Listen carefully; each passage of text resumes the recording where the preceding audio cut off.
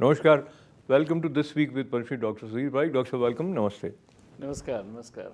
We are almost in the last few weeks of 2022. As we look back, there have been some important developments, recent developments also, and going towards your home state, Gujarat, the results, which are very, very promising from BJP's point of view. Do you see this is reflective of nation's mood as far as 2024 elections are concerned? I think so. Overall, it's a positive for national mood because what Gujarat reflects is kind of validation of the Modi's, Prime Minister Modi's thoughts, action, and its result.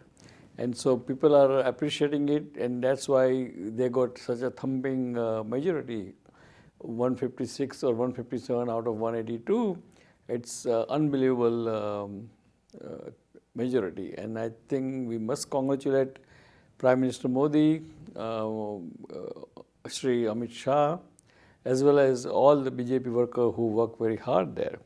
And as you can see, that Prime Minister is worked very hard. I mean, he worked as if he is running as a Chief Minister there, and he never took anything granted because I think that's a smart. People have to learn from him that all the battle or all the election, you have to take your enemy seriously, and you have to do best whatever you can do.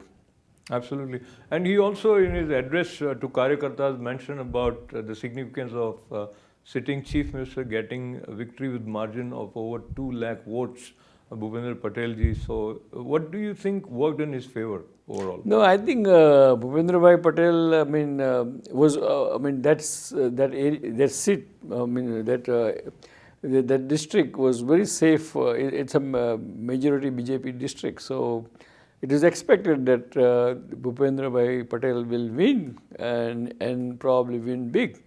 Because I think, I don't think his opposition was a lady that, what's her name, Amiben, was also Congress leader. But I think that area is full of, 80%, 90% are BJP believer or supporter. So I think he won big way. And I think because of the Prime Minister Modi's request and pledge, request and asking for vote for BJP, I think it happened. And just very brief reference of Aam Aadmi Party leader Arvind Kejriwal also spent a lot of time in Gujarat, and he made a lot of promises of offering a lot of free stuff. Gujaratis didn't buy that. Even the chief ministerial candidate of Aam Aadmi Party lost in the election. But they did score in MCD, that is in Delhi. What do you think made this difference for BJP in Delhi municipality election? No, I think the Delhi municipal election, BJP has anti-incumbency because they were there for 15 years. And whatever municipal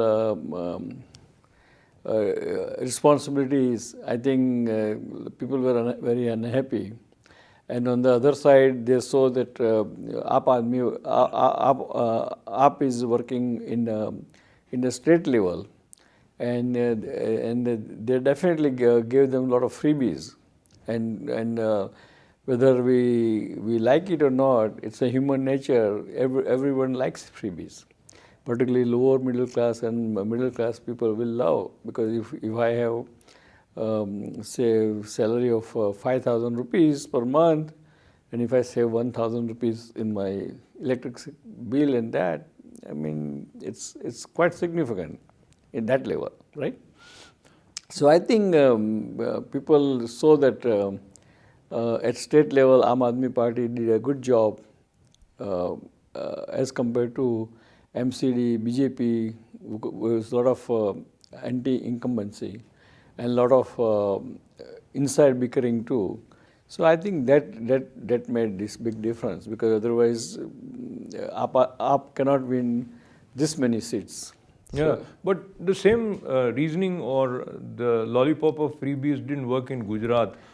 No, but Gujarat is a different state, and Gujarat, in my opinion, it did not work. Obviously, because Aam Aadmi Party has no really footing in the Gujarat. Correct. So, in any party, in order to win, you can get 20% of the vote, but unless you get 35% of the vote of the election in that election, you can't win the seats. So that's the mathematics. And plus, when there is a three-way contest, it's very hard to win. And Gujarat is different game, because Gujarat is a kind of majority of the Gujaratis are pro-BJP, BJP supporter. Of course, the Prime Minister comes from the Gujarat, Home Minister comes from the Gujarat.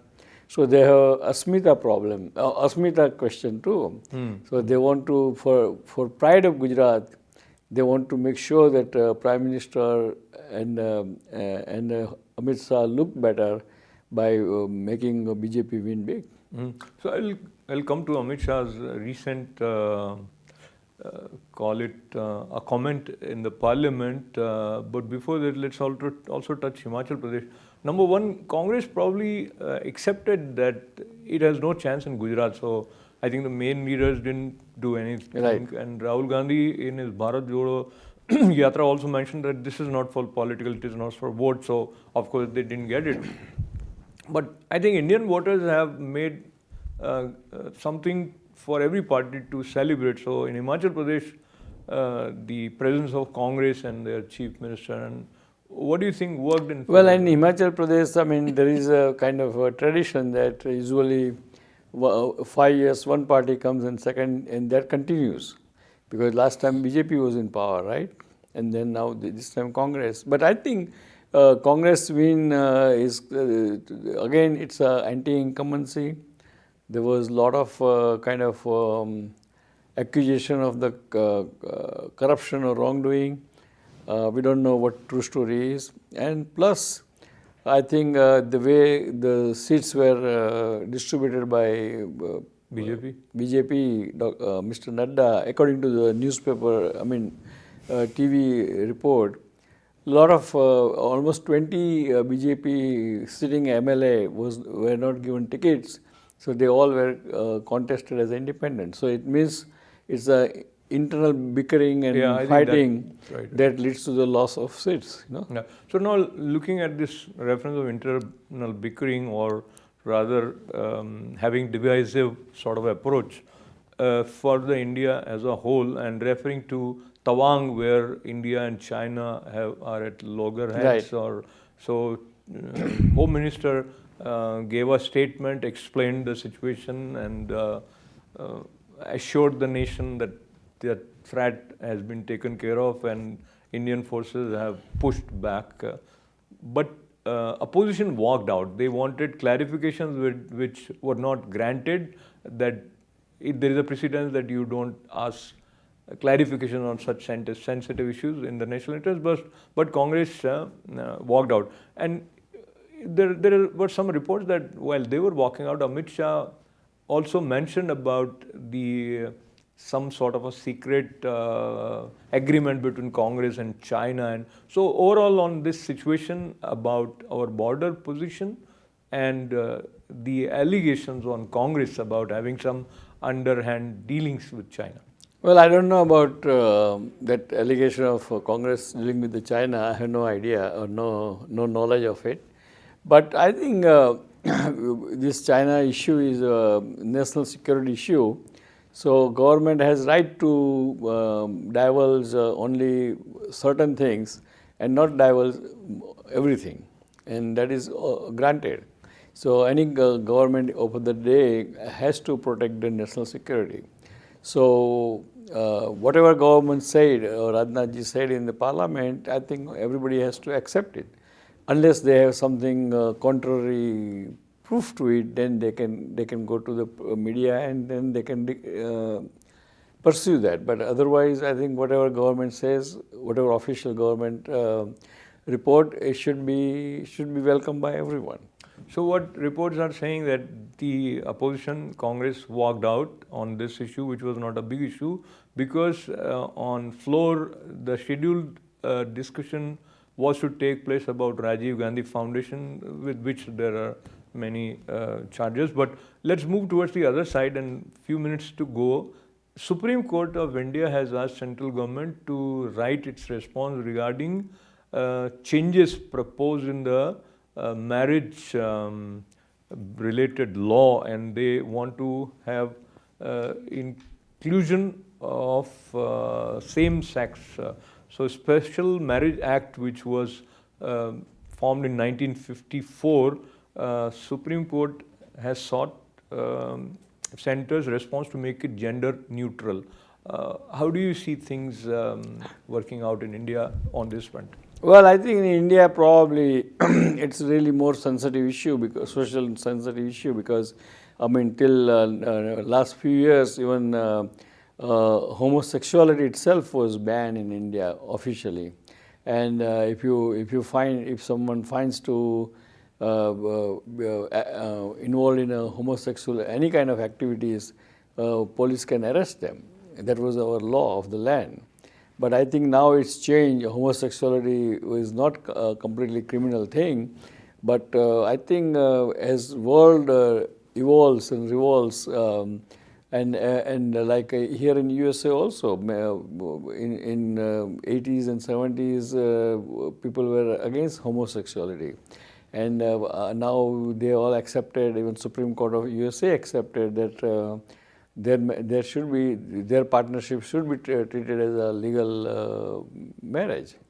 And I think it all depends upon what's your point of view, if you want to move with the world or if you want to stay isolated.